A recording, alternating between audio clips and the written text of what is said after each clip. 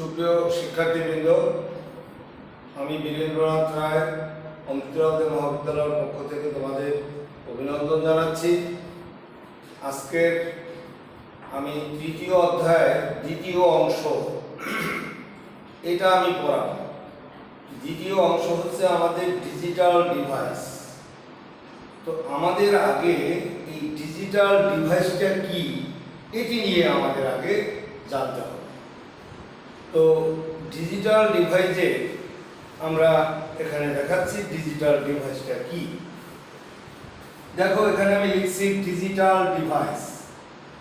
Digital device এখানে দেখো digital, এই ডিজিটাল জিনিসটা কি?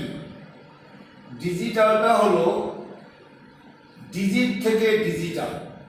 ডিজিট প্রশ্ন করতে পারে একজনে যে মূলত ডিজিট জিনিসটা কি। ডিজিট বলতে আমরা এই অধ্যায় বা কম্পিউটারের ক্ষেত্রে আমরা দুটি সংখ্যাকে বুঝে থাকি, 0 এবং 1।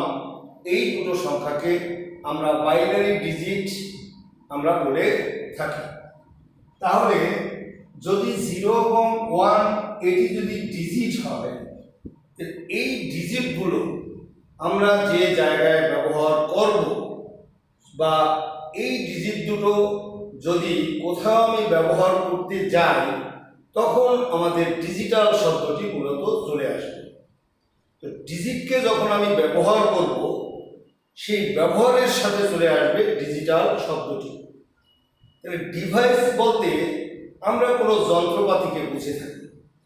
তাহলে যে যন্ত্রপাতিগুলো এই বাইনারি ডিজিট অর্থাৎ 0 এবং 1 এর উপরে ভিত্তি করে কাজ করে, সেই ডিভাইসগুলোকেই আমরা মূলত ডিজিটাল ডিভাইস বলে থাকি।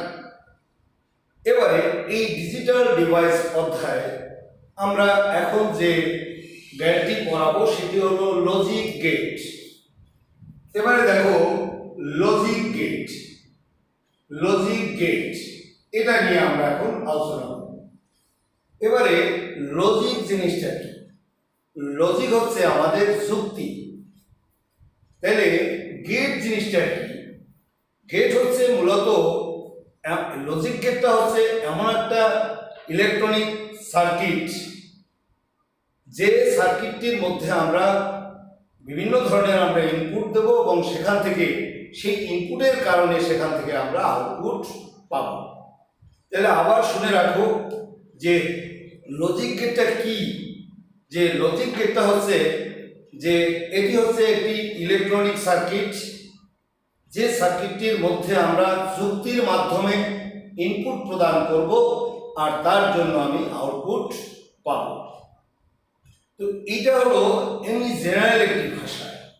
আমি লজিক গেটের অনেকগুলো আমি সংজ্ঞা বলবো, কয়েকটা সংজ্ঞা। সেটি হলো, দেখো এই চ্যাপ্টারের মধ্যে যা আছে সবই মূলত যুক্তির মাধ্যমে কাজ করবে। এখন তুমি প্রশ্ন করতে পারো যে যুক্তিটা কি?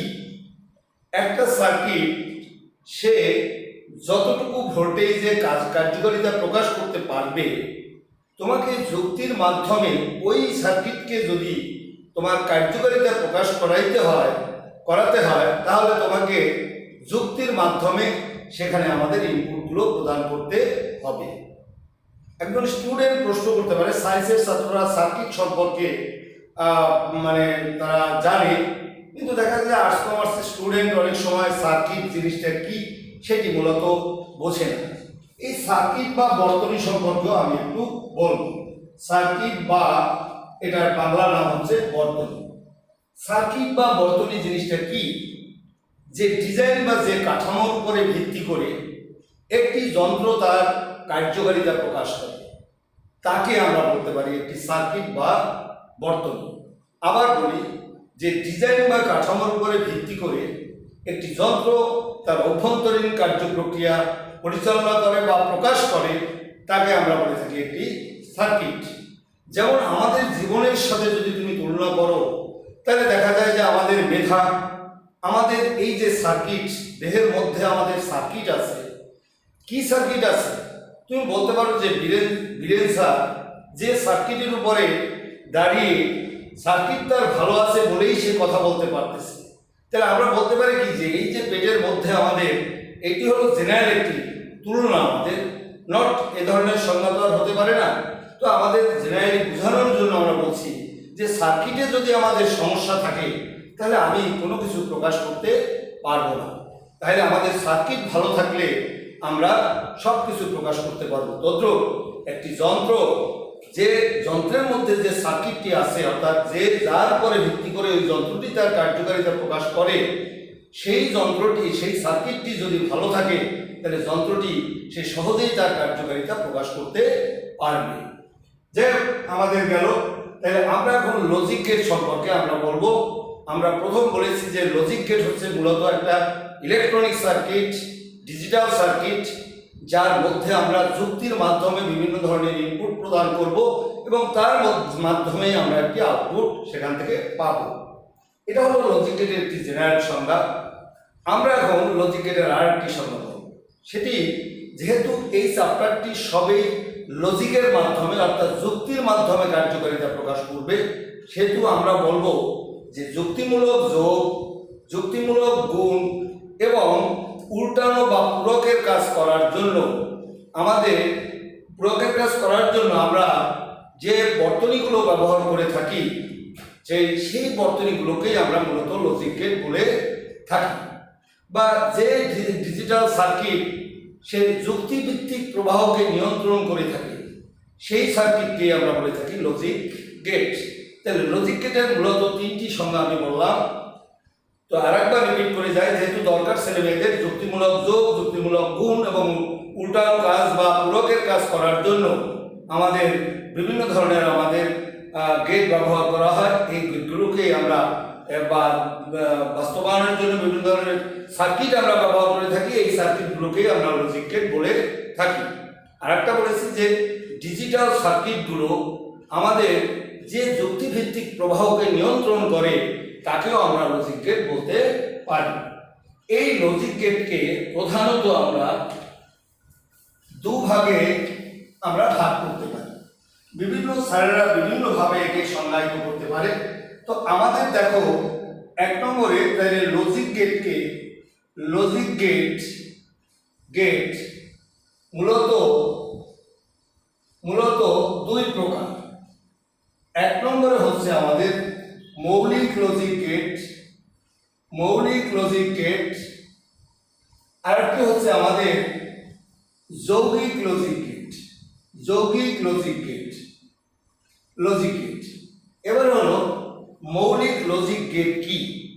মৌলিক লজিক গেটটা হচ্ছে যে গেটগুলোকে বিশ্লেষণ করলে ওই গেটের গুণাবলী ছাড়া অন্য কোনো গেটের গুণাবলী খুঁজে পাওয়া যায় না, সেগুলোকে আমরা বলে থাকি মৌলিক লজিক গেট।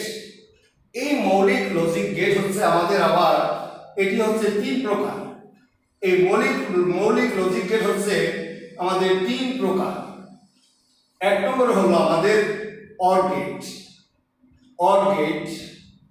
দুই নম্বর হচ্ছে আমাদের অ্যান্ড গেট, তিন নম্বর হচ্ছে আমাদের নট গেট।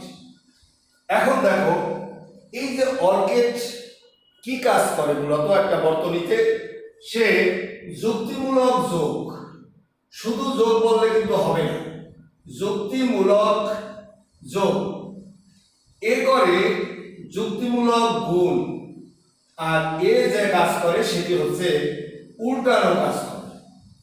উল্টানো কাজ বলতে কি বোঝাচ্ছে? যে আমি একটা সার্কিটের ইনপুটে আমি 0 দেব, আউটপুটে আমি 1 পেয়ে যাব। এই যে আমি 0 দিলে 1 পাবো, উল্টিয়ে গেল, 0 হয়ে গেল 1 বা 1 হয়ে গেল 0। এটা হলো উল্টানো কাজ বা পূরকের কাজও আমরা বলে থাকি, বা কমপ্লিমেন্ট। তাহলে আমাদের দেখো, এ হচ্ছে আমাদের মৌলিক লজিক গেটের প্রকারভেদ, তিনটি মৌলিক লজিক গেট। এবারে আমরা এই মৌলিক লজিক গেটগুলো নিয়ে এখন আলোচনা করব।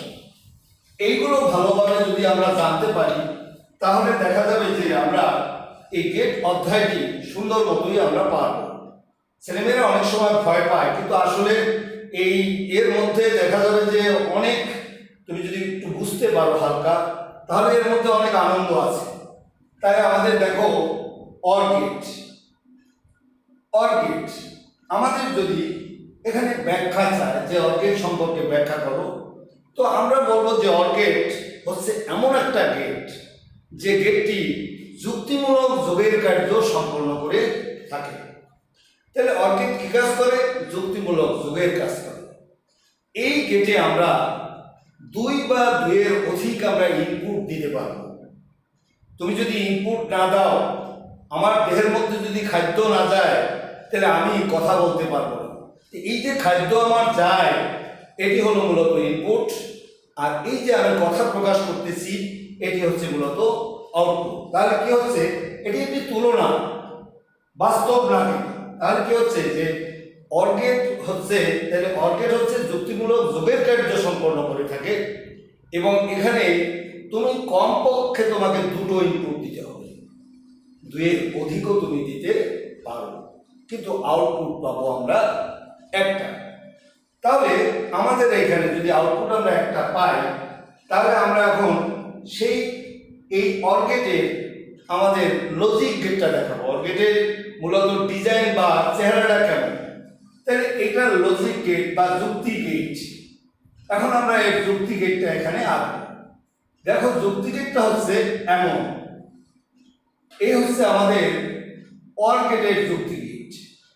এই এখন দেখো অর গেটের যুক্তি গেট যদি এটা হয়, তাহলে এখানে এই সাইডটার নাম হচ্ছে আমাদের ইনপুট, আর এইটার নাম হলো আউটপুট। তাহলে আমাদের দেখো এই ডিজাইন থেকে আমরা দেখতে পাচ্ছি যে এখানে দুই বা দুইয়ের অধিক ইনপুট থাকতে পারে, আউটপুট থাকে মূলত একটি।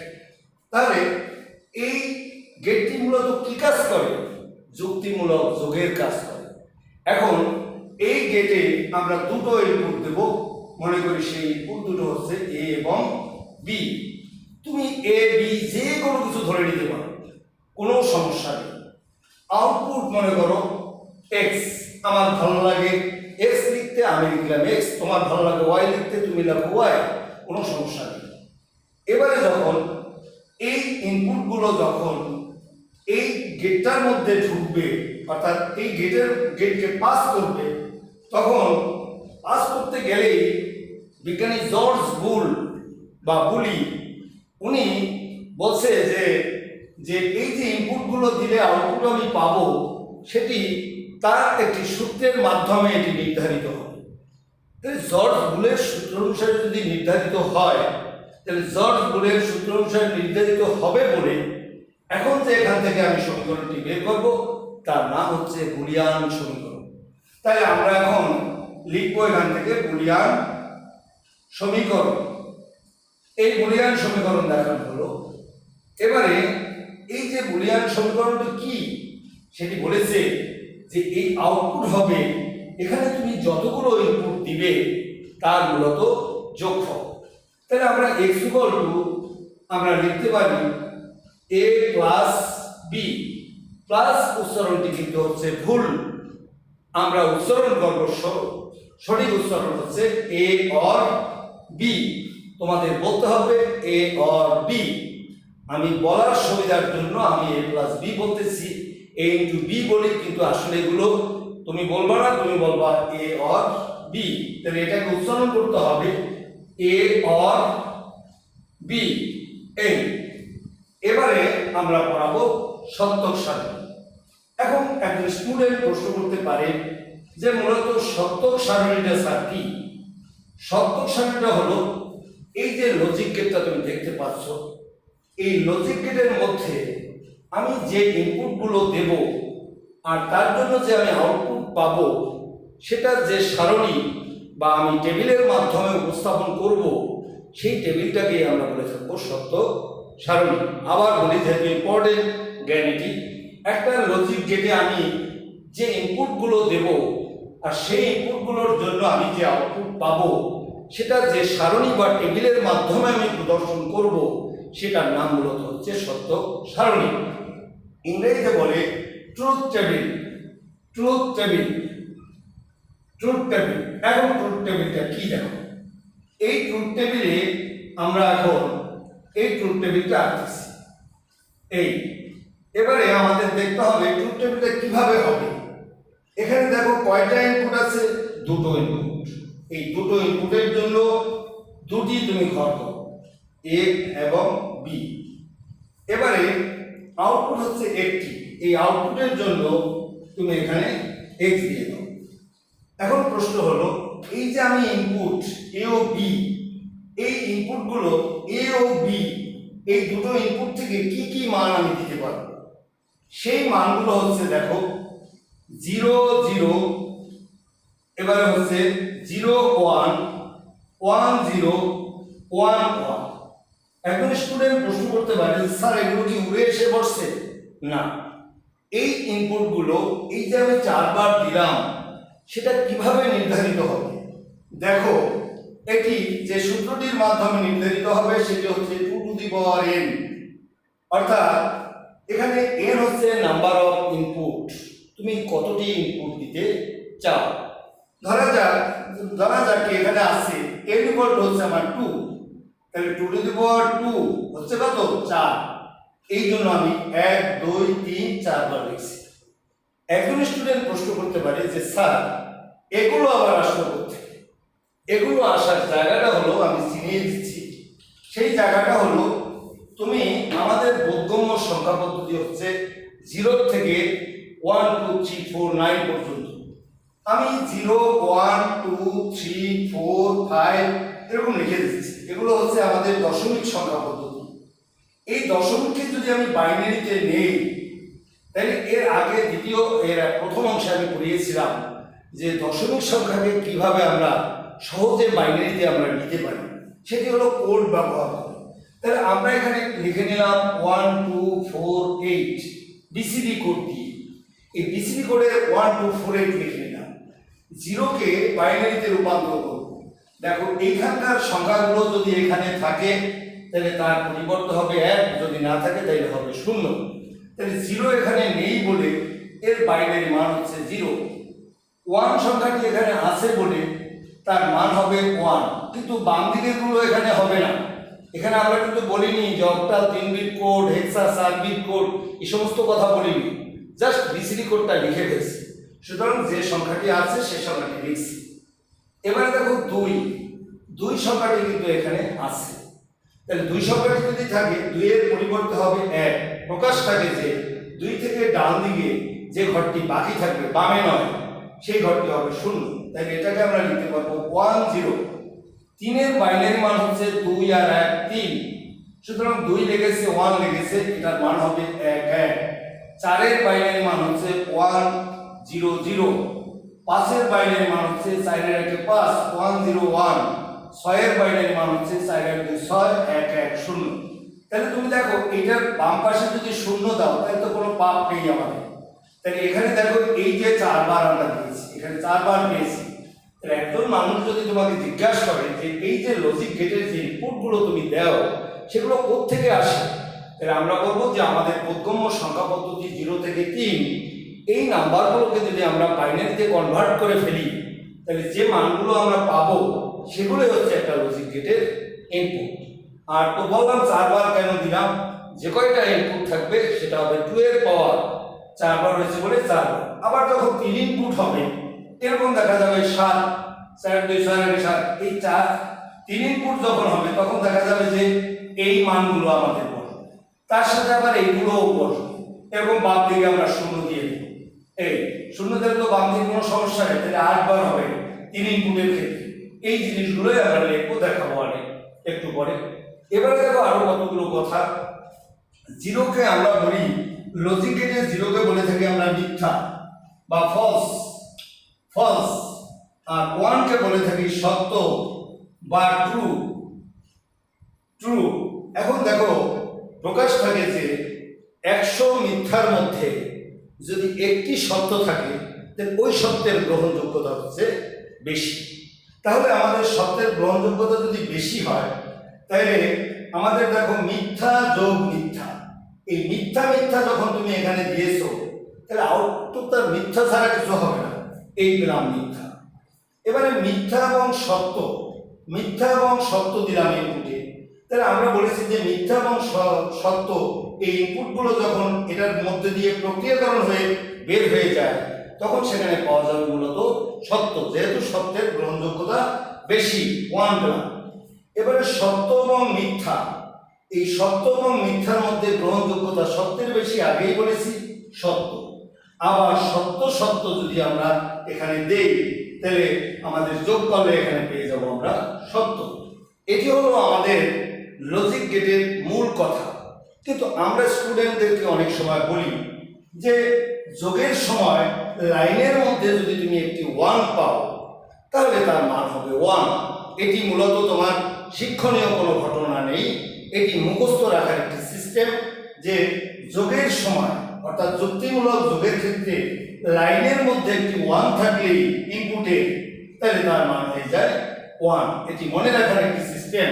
কিন্তু পরীক্ষার জন্য তোমাকে বলতে হবে যে যদি আমরা সত্যের গ্রহণযোগ্যতা যেহেতু বেশি, এভাবে সত্য মিথ্যা প্রদান করলে আমরা পাবো সত্য, সত্য সত্য প্রদান করলে আমরা পাবো সত্য।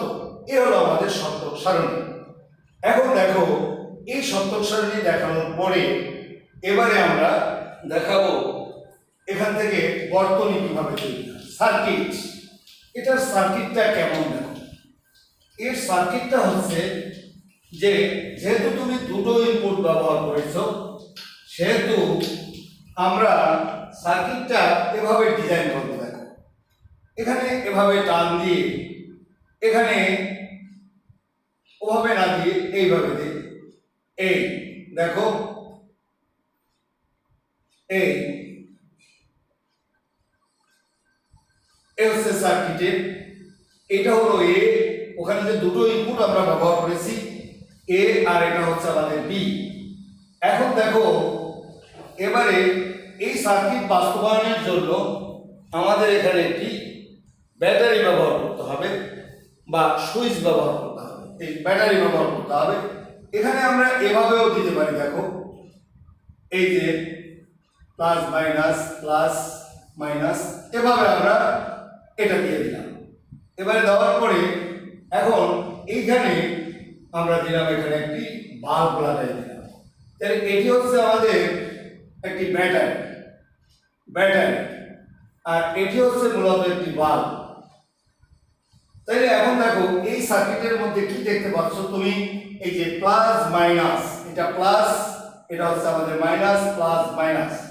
তাইলে আমাদের একটা প্লাস এবং মাইনাস এই দুটো চিহ্নকে নিয়ে একটি সেল গঠিত হয়। বিদ্যুৎ কোষ যেটাকে বলে, সেলের ক্ষমতা থাকে কম, সে কারণে একাধিক সেল, দুটো সেল আমরা নিয়েছি, তখন এখানে একটি ব্যাটারি গঠন করেছি। এর উপরে ভিত্তি করে এই সার্কিটটা তার কার্যকারিতা প্রকাশ করবে। এখন দেখো এই যে সার্কিটের এ ও বি, এখানে দেখো এই মুখটার সাথে এই মুখটা যদি টাচ হয়ে যায়, এটার সাথে যদি এটা টাচ হয়ে যায়, তাহলে দেখা যায় যে এর মধ্য দিয়ে মূলত বিদ্যুৎ প্রবাহিত হবে, ভাল্বটি আমাদের জ্বলবে। এবারে দেখো একটা সুইচ যদি তুমি অফ করে দাও তাহলে কোনো সমস্যা নেই, অপর সুইচের মধ্য দিয়ে বিদ্যুৎ প্রবাহিত হয়ে ভাল্বটি আমাদের জ্বলতে পারবে। এই যে আমরা বৈশিষ্ট্য দিলাম, এটি মূলত আমাদের কিসের উপরে নির্ভর করবে, এই যে দুটো সুইচ এরা আমাদের সমান্তরাল ভাবে যুক্ত আছে। আমাদের দুই ধরনের সিরিজ সংযোগ করা যায়, একটা হলো দুই ধরনের সার্কিটের সংযোগ দেওয়া যায়, একটা হলো প্যারালাল কানেকশন আর একটা হলো সিরিজ কানেকশন। এখানে দেখো প্রত্যেকে এরা প্যারালালে আছে, তাহলে প্যারালাল বা সমান্তরাল ভাবে তারা সমবায়ে যুক্ত আছে। সমান্তরাল সমবায় কাকে বলে? কতগুলো দেখো এই সুইচটা এই প্রান্তটা এই জায়গায় যুক্ত আছে, এইটার এই প্রান্তটা যুক্ত আছে, এইটারও এই প্রান্ত একটা জায়গায় যুক্ত।